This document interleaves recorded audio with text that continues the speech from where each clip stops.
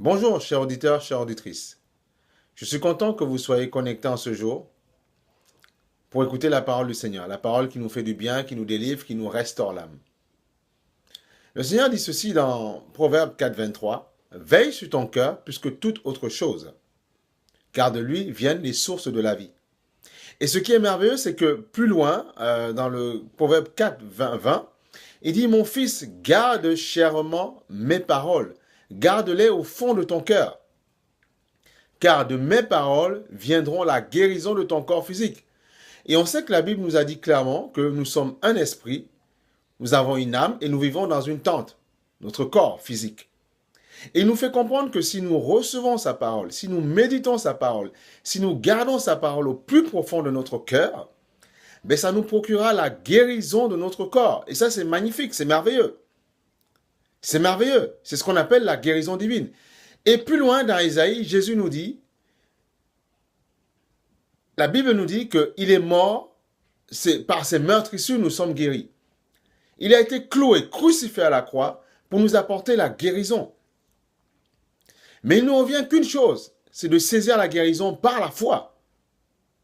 Comme la dame justement qui avait la perte de sang. Elle a entendu parler de Jésus. Elle a tout simplement dit, si je touche le pan de sa robe, je serai guéri. Elle a touché le pan.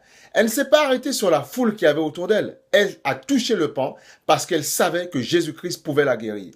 Elle a touché le pan avec foi. Elle a guéri. Pourquoi? Parce qu'elle a entendu parler de Jésus-Christ.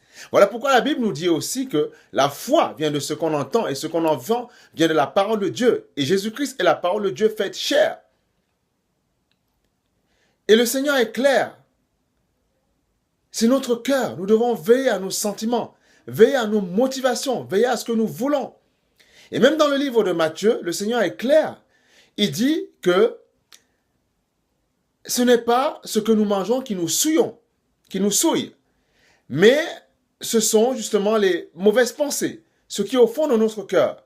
Les meurtres, les adultères, toutes ces choses-là, l'immoralité sexuelle, tout ça, ça vient du cœur. Et ce sont des choses qui nous bloquent, qui nous empêchent de pouvoir prier avec conviction, avec assurance que Dieu nous a entendus et qu'il peut nous délivrer de tout problème. Oh, chers auditeurs, chères auditrices, je vous invite honnêtement à examiner vos cœurs, à sonder les profondeurs de vos cœurs, à vous demander qu'est-ce qui ne va pas, quelles sont les pensées qui vous animent, et à aligner vos pensées par la parole de Dieu, à travers la parole de Dieu. Et parce que vous allez aligner vos pensées sur la parole de Dieu, vous allez avoir une transformation. Et vos prières seront remplies d'autorité, de feu, de flamme. Il y aura de la puissance. Pourquoi? Parce que vous direz simplement au diable, je n'ai rien de toi en moi. Le diable veille aussi, regarde aussi, il rôde autour de nous pour voir notre façon de faire.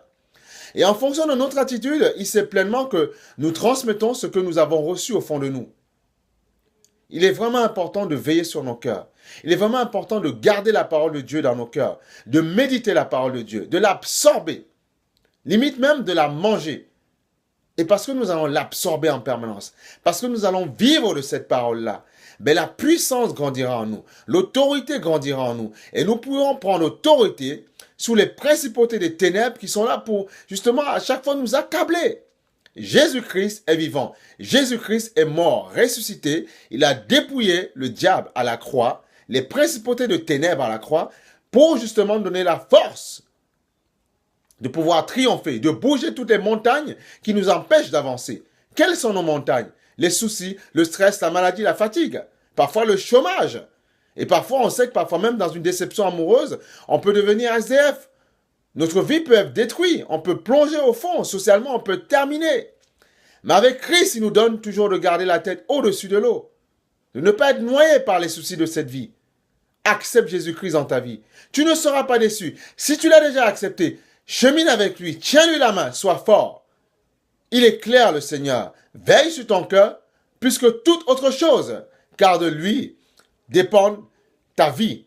Parce que de lui dépendent les sources de la vie. De lui coule justement la vie. Tu peux soit t'empoisonner, soit réellement te bénir en fonction de ce que tu mettras dans ton cœur. Que Dieu vous bénisse. Au revoir.